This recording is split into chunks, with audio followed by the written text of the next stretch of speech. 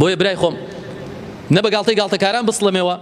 نە بە لۆمەی لۆمەکاران، نە بە خراپەی خراپەکاران، لە هیچ شتێک مەسڵەمەوە.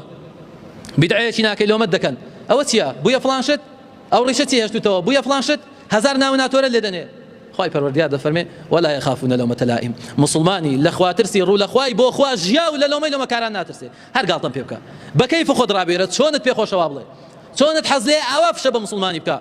بەڵام خوا دەفەرمێ فاليوم الذين آمنوا من الكفار يضحكون على الأرائك ينظرون هل ثوب الكفار ما كانوا يفعلون. دەفەرمێ ئەو ڕۆکە ڕۆژی قیامەتە مسلمانان لە بەهەشتێ پاڵیان داوەتەوە لە ناو ناز و نیعمەتدان بە کافران پێ دەکەن لە ناو جەهەنەمدا. هل ثوب الكفار ما كانوا يفعلون. آية كافران پاداشتی خۆیان وەرگرت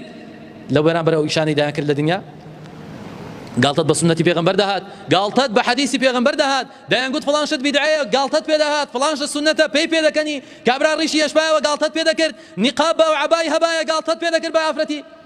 هزارنا وناتور اللي دنا والله افرتي واحد الله خم دادا بوشن دلنا سي يقول سلم يا اصحاب الناجي لو تسيو دبرتا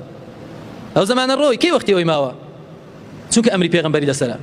چونك امري بيغمبري لسرا چونك خزانه كاني بيغمبر وابونا كسواه هند به همو اخلاقي جوانه هیچ ئەخلاقێکی جوانی تێدانێ دەڵێتی ئەتو سەردەمی ئەسحابان دەژێ لەبەرچی پێخۆشە خۆی ڕوود کاتەوە جەنابیشی تەماشای کە ڕەوشتی سفرە ڕەوشت لە ئەخلاقەوە سفر بۆتەوە کابرایە پێخۆشە ڕوود بێتەوە ئەو ئافرەتە ڕوود بێتەوە بەدڵێوی ئەویش بەدڵی خۆی تەماشایکە پێتێک دەچێ ئافرەتێک لەسەر سنەتی پێغەمبەر بڕوا صلی الله علیه وسلم ئەوە چی وا خۆت داپێچاوە دڵێ یا پراغی کەی وەختی خۆت داپۆشینەی ماوە بەڵام گاڵتەی پێ بکە و پێی پێ بکەنە لە ڕۆژی قیامەتیشدا خوا دەفەرمێ فاليوم الذين آمنوا من الكفار يضحكون ئەو ڕۆژی مسلمانانە سەبر بگرە برای خۆم والله گاڵتەکردنی کەسێکی بەقەدەر ئاگری جەهەنەم قورس نییە خوا شاهیدە جارێک ئاگری جەهەنەم ببینی هەزار قات بەقەدەر لۆمەی لۆمەکاران قورسە لۆمە چییە بە هەر گاڵتەم پێ بکە بە هەر فشەی بکە ئەتواز لە سنەتی خۆت مەهێنە نەچی لە بەرەوانە واز لە سنەتی پێغەمبەر بێنی صلی الله علیه وسلم